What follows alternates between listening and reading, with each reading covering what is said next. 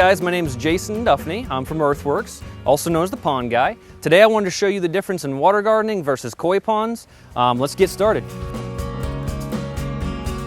Guys, so your biggest difference between koi ponds and water gardens. Koi ponds traditionally are concrete ponds. They are designed like a swimming pool. They have bottom drains, external filters, and they work great, but they're very sterile looking. What I like to do is we create what we call water gardens. It's kind of stamped. We like to call it water gardens. It's not one particular thing. The best part about water gardening is you have all of it. You have the ecosystem that's self-sustaining. You have all your plants, so it looks earthy. The major thing about water garden is you've got 5 main components in a water garden. You've got your pre-filtration, you got your biological filtration, you've got your rocks that go in the pond, very important. You got your fish, awesome part, but they're also very important. And you've also got your plants. These 5 things make up the ecosystem in our ponds. And the way we lay the rock and use it, it makes a big difference. So basically, I'm going to go just a little bit detail. You got your pre-filtration, which is your skimmers, where your pump is located. Then it goes up from there, you have it turn up, and it goes up to your biological falls. Okay? Up there in the waterfall unit, it's buried in there, but there's actually biological filtration up at the top. Very important. That right there is what starts your bacteria, gets your bacteria going. The bacteria eats the fish waste, the organic matter like leaves that fall into the pond, and that's what I meant by self-sustaining.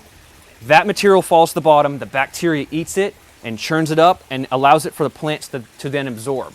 Okay, so getting back to it, you got your biological filtration that stirs the bacteria. From there, it comes down to the pond and filters into the plants, which the fish can then eat the plants. So it's all a life cycle that happens in the pond, which is very important. And that's the biggest difference, is you can do something like this and it looks this way without having to have all these external filters like pools on the side of the house.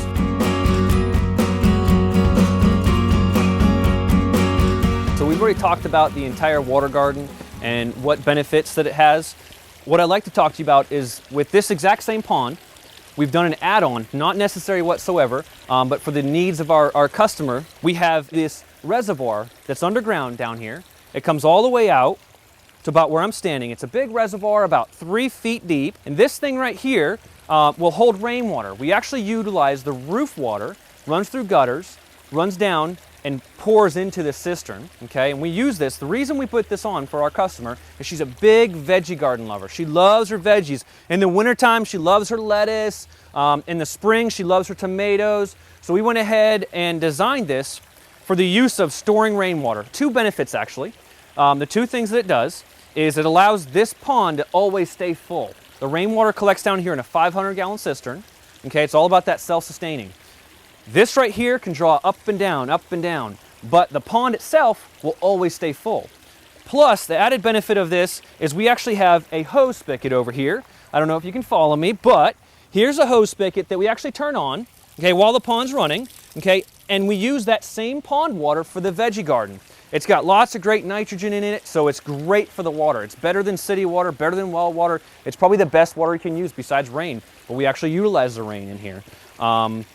So that's in a nutshell what we've done extra. It's a complete add-on, 100% not necessary for the water garden, but you can even use this for full irrigation systems if you wanted to. You can make it bigger. It's a custom build, and you can use it for drip irrigation for your entire house if you wanted to.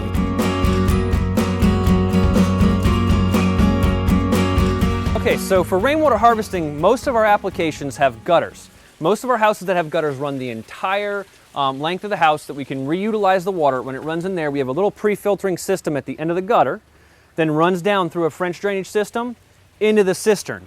In this application, the homeowner didn't have gutters. So what we've done is we came off the roof here. We have a V-point that funnels a lot of water, more than we actually need, runs down into this bowl here. The bowl helps us collect lots of sediments from the roof, the grit, all the little shingle particles. It'll settle in the bowl, and then the overflowing water will hit the patio.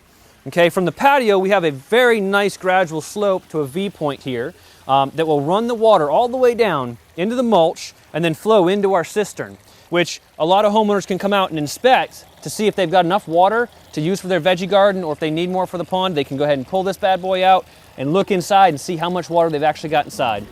So that's how the rainwater harvesting system works.